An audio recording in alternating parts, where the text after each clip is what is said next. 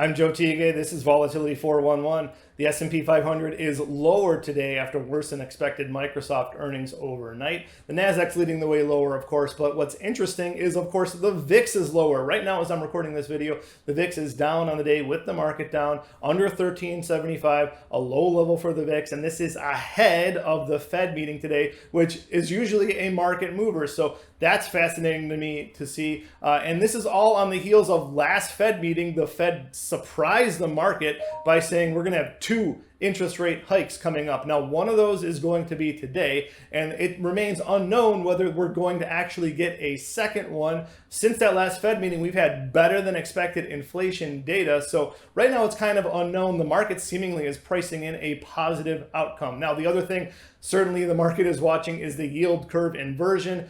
The bears say every time there's a yield curve inversion, there's a recession. Now the bulls are saying this might be different this time. No, really, it's different.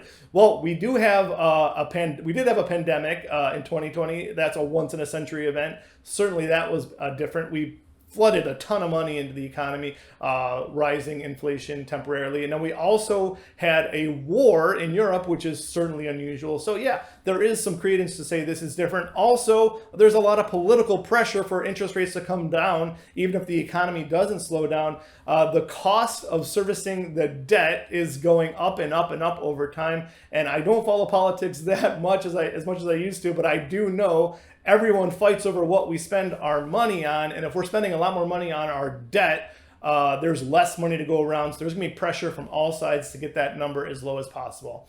For Equity Armor Investments, I'm Joe Teague.